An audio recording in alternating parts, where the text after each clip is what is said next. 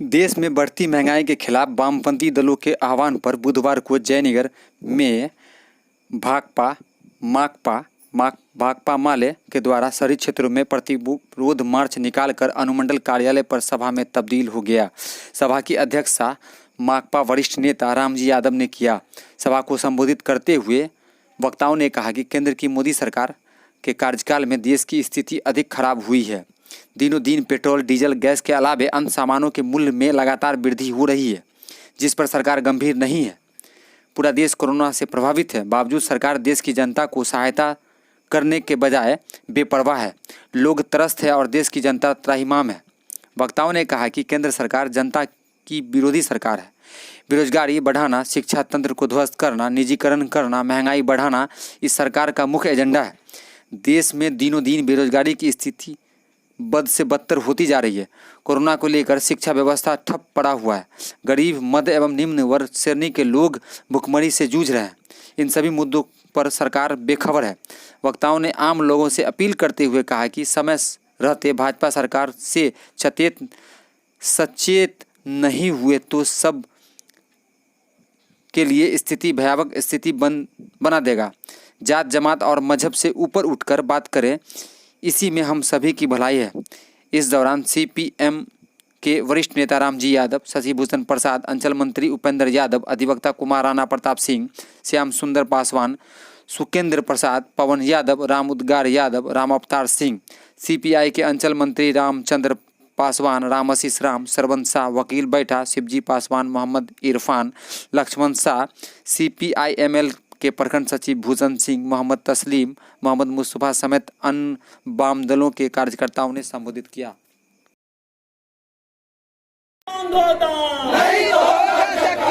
महंगाई को जो ना रोके वो सरकार निकम्मी है। महंगाई को जो ना रोके वो सरकार निकम्मी है। भ्रष्टाचार को जो ना रोके वो सरकार निकम्मी है। भ्रष्टाचार को जो ना रोके वो सरकार निकम्मी है। जो सरकार निकम्मी है वो सरकार बदलनी है। जो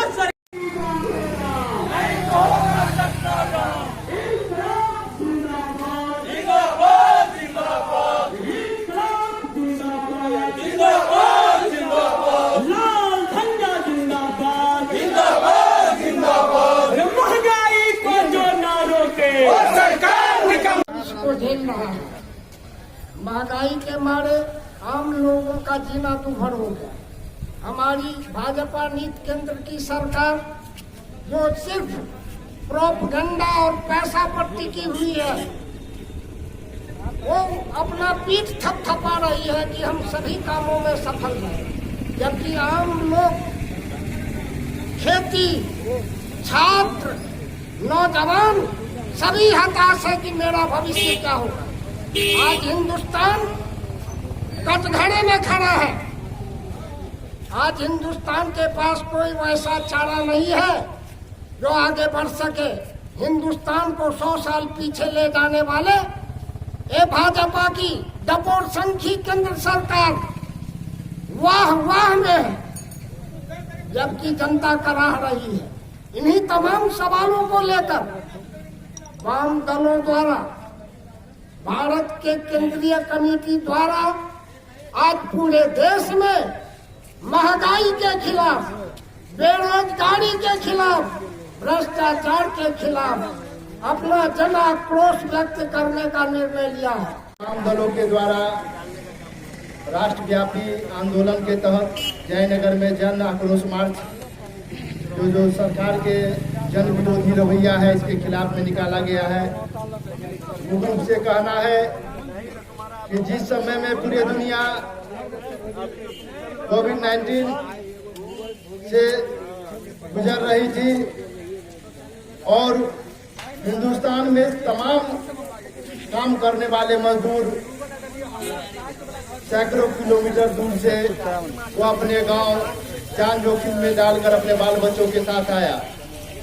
उस समय से लेकर 2020 से लेकर 2021 में लास्ट में हम लोग जा रहे हैं और महंगाई, बेरोजगारी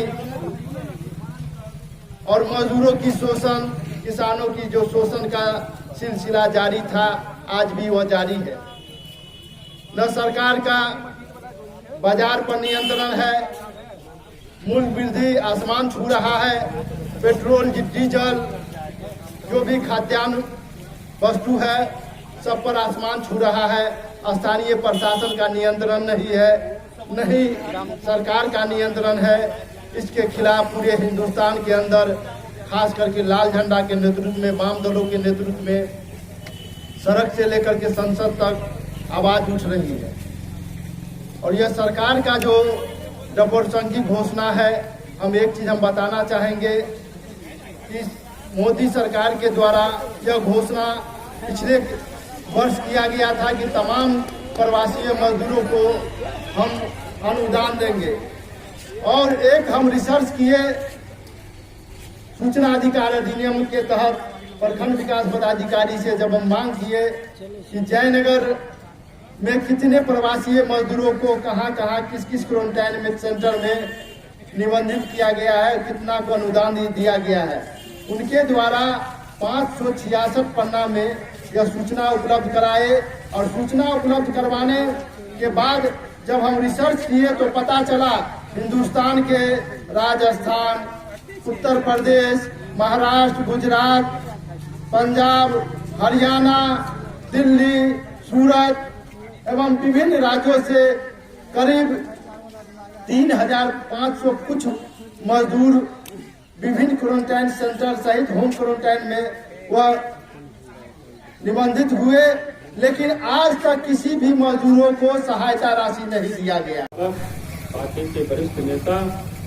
साथी रामजी यादव जी उपस्थित, सीपीआई के आज पूरे देश के अंदर में महंगाई और भ्रष्टाचार के सवाल पर, बढ़ रहे अपराधी के सवाल पर, बेरोजगारी के सवाल पर पूरे देश के अनुमंडल मुख्यालय पर, जिला मुख्यालय पर आंदोलन हो रहा है। पूर्व वक्ता साथी लोगों ने एक एक बिंदु को विस्तार से बताया, लेकिन हम कहना चाहते हैं कि देश के अंदर में वर्तमान भारत सरकार, जो पिछली सरकार में भी घोषणा किया था कि हमारी सरकार बनेगी तो एक वर्ष में 2 करोड़ बेरोजगारों को हम रोजगार देंगे। 5 साल बीत जाने के बावजूद भी दूसरी बार जब चुनाव हो रहा था तो सरकार बेरोजगारी के सवाल पर, रोजगार के सवाल पर चर्चा की रही थी। आज 6 वर्ष बीत चुके हैं, लेकिन 1 करोड़ रोजगार को नहीं दिए, बल्कि पूरे देश में विभिन्न विभागों से 1,53,138 जो रोजगार रक्त सेवा कर्मी थे उसको समाप्त कर दिए। साथ ही साथ बिहार सरकार के द्वारा जो वर्तमान में 94 गली से डबल इंजन की सरकार है, 19 लाख रोजगार देने की गारंटी की थी। आज 19 लाख रोजगार तो नहीं दे रहे, इसके बदले में लगातार 1 सप्ताह से बिहार के मुख्यमंत्री माननीय नीतीश कुमार के द्वारा नौजवानों को बहलाने की काम, हर नौजवानों को रोजगार के लिए हम 10 लाख रुपया ऋण के रूप में दे रहे हैं। जो ऑनलाइन आवेदन कीजिए 5 लाख रुपया माफी होगी, 5 लाख रुपया आपको सताना होगा। हम कहना चाहते हैं इस आज के आंदोलन के माध्यम से माननीय नीतीश कुमार जी को आप नौजवानों को भड़काने और फुसलाने की बात, ठगने और बर्बाद करने की बात नहीं कीजिए। में से हो वामपंथी लाल झंडा के कार्यकर्ता पूरे शहर में मार्च करें। आज अनुमंडल कार्यालय के मुख्य गेट पर आए हम सब एक प्रतिरोध मार्च के एक सभा में तब्दील केलों। साथ ही जनै छी सबको चाहे जे देश के हालत भ गेले, एनडीए सरकार में बेहताशा महंगाई बढ़ल जा रहा है, जैसा आम लोग तरसते त्राहिमाम कर रहे। आज छात्र विद्यार्थी परेशान है, किसान मजदूर परेशान है पूरे देश के अंदर में। ये सरकार अपने आप में अपने सब पीठ थपथपा रहा है जो हम सब मुद्दा पर सफल छी, लेकिन अहाँ आकलन करू जे एनडीए सरकार, केंद्र सरकार हर मुद्दा पर विफल है। तो कैसे भी परिस्थिति हो, कैसा भी परिस्थिति हो, उनका जो प्रोग्राम होता है, उनका जो तय होता है जन समस्या पर, उस पर वह अमल करते। इसी के दौर में अध्यक्ष साहब ने आपको पूरा बात बता चुके हैं कि यह जो महंगाई, बेरोजगारी, भ्रष्टाचार का सवाल है वो पूरे देश स्तर पर है, सिर्फ राज्य स्तर पर नहीं। यह जो देश की गद्दी पर बैठे हमारे नरेंद्र मोदी जी हैं प्रधानमंत्री, उनको ये सब सूझता नहीं है। वो सिर्फ कोरोना को अवसर में बदलने पर लगे हुए हैं। आपने देखा होगा टीवी चैनल पर जब वो अपना इंटरव्यू दे रहे थे, उस समय में भी इन्होंने कहा था जिस तरह से रिकवरी रेट होगा उसी तरह से कोरोना पॉजिटिव रेट बढ़े।